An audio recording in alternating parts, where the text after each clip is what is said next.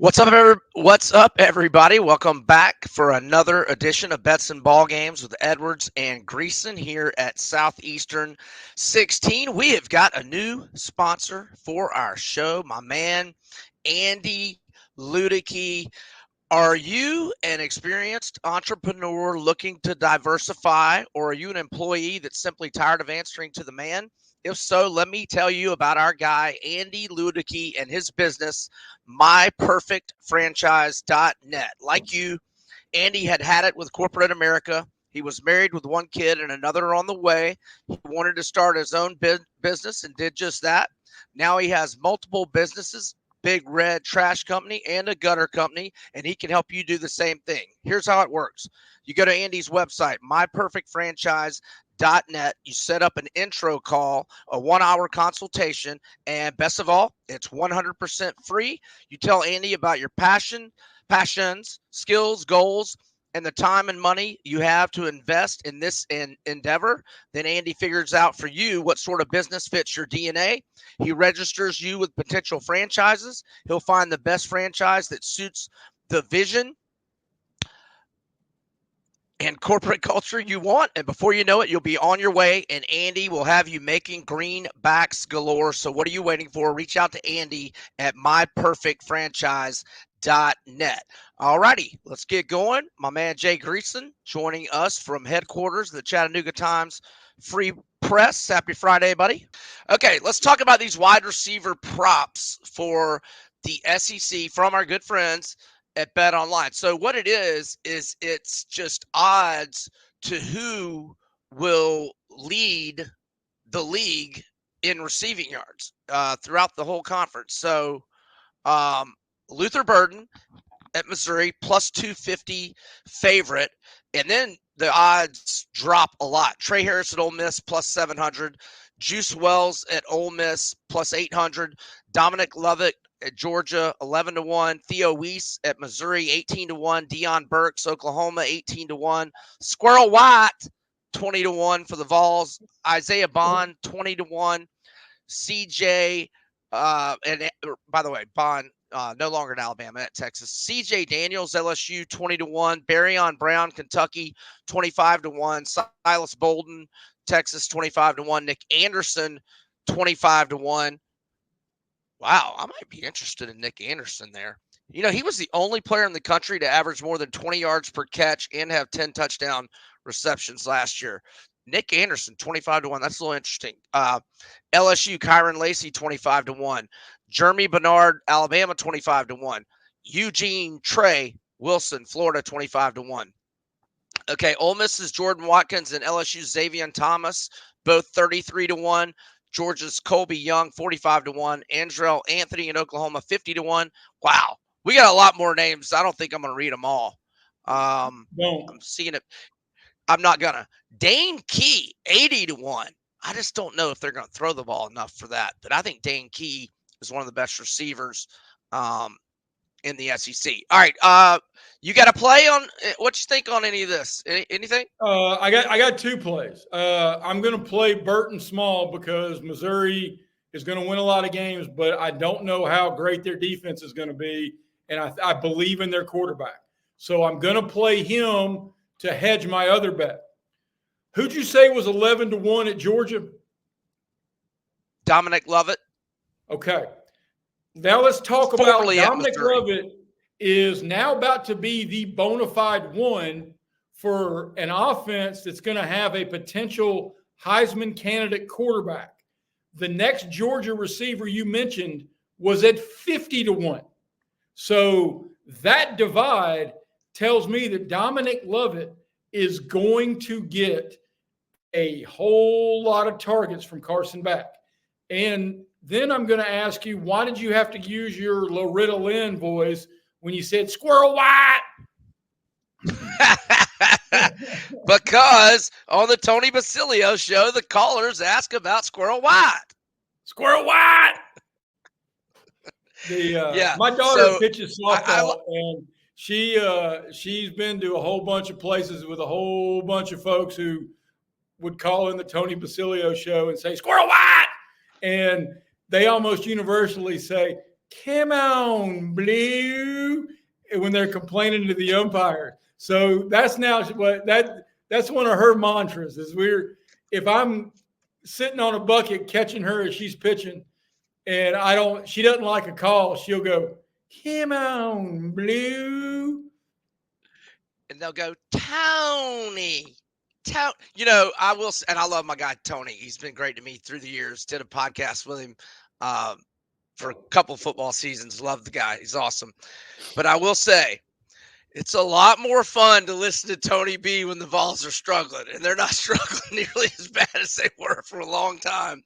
I mean, when they would lose to Florida, I would literally go listen to Basilio's show for hours. Well, hey, the inverted bell curve of enjoyment in terms of like fandom and whatever else, when things are going great, there's still some enjoyment there because they're so delusional. When things are going terrible, it's unbelievably enjoyable because they want to burn the place down. Nobody wants 7-5. Hi, Jay Greeson, Auburn graduate. So, yes, I mean, this is. Well done. 5-7, Brian Edwards, UF graduate. Yeah, 5-7 last year. 3 losing seasons in a row for the first time in 76 years. These are the times to try men's souls. Okay, look, I like your strategy there with Burden. I like your thought process with Lovett, who, by the way, last year, 54 catches, 613 yards, and 4 touchdowns. But Ra-Ra's gone. Ladd McConkey's gone. Jaxson is gone. Bowers is gone. Ra-Ra is gone. I like your thinking. That's solid thinking there. I think Nick Anderson at 25-1 is interesting. I think Eugene Trey Wilson at Florida at 25-1 is interesting. I find it not interesting at all that you did not mention an Auburn Tiger. Hello, Peyton Thorne. Right. I'm trying to look for an Auburn Tiger. I'm sure there's one. Hey, we need to be in and out of here in an hour. We're not going to have time for you to scan all the way down to, hey, look, it's Frank Thomas at minus 17,000. Well, I found 2 Auburn guys, but I'm not seeing Cam Coleman. Oh, Cam Coleman kills it in EA Sports 25. He's about to win the Heisman. Why am I in your house? Yes. Why is there no Cam Coleman? Okay, I can't find him. All right. Anywho, let's move on to the other prop for the SEC, and that is the quarterback position. And obviously, it's the same deal. It's simply who's going to throw for the most yards in the SEC. And we've got, who would you guess the favorite will be? I would probably say Jaxson Dart because of the system, but it wouldn't shock me if it was Quinn Ewers. But my favorite pick on the board is Brady Cook. Oh, you're going to like his odds. And Carson Beck is the plus 150 chalk. Ewers is plus 210. Jaxson Dart plus 575. And Brady Cook, a very attractive plus 800. Nussmeier plus 850. Jackson Arnold 12-1. Nico 20-1. Jalen 25-1. Milrow, that is. Graham Mertz 40-1. Wigman 40-1. Blake Shapen 66-1. Taylon Green 75-1. Lenoris Sellers, South Carolina 100-1, along with Brock Vandegrift at Kentucky. Peyton Thorne 150-1. Diego Pavia 200-1. I agree with you. I think Brady Cook at 8-1. I think that is the most attractive, and I think the odds reflect that Nico and Jalen are going to be running the ball a lot, and having very productive, dynamic offenses, but not necessarily with their passing yards compared to Beck, Ewers, Dart, and Cook, and maybe Arnold. Well, and they're going to be double-digit favorites in probably half their games. Missouri's going to be favored in a lot of their ball games. Late. Right. So, I mean, I think they're going to – I think Missouri's going to have a whole lot of games not unlike their LSU loss last year. But I think they're going to win most of them. But it's going to be here we go. I mean, I think Jaxson Dart may be a guy who's going to put up a ton of numbers because Lane Kiffin's going to throw the double middle fingers at everybody and be happy to do it. But one of the things in his last year in Oxford. Well, one of the things that is also changed, the Baxter injury. Texas may be. Oh yeah. Maybe looking at, like you said, hey, we're going to throw it first and fourth and foremost and keep up with us. So, right. But I can't believe Carson Beck's favored, to be quite honest. They've got a great run because you're thinking blowout.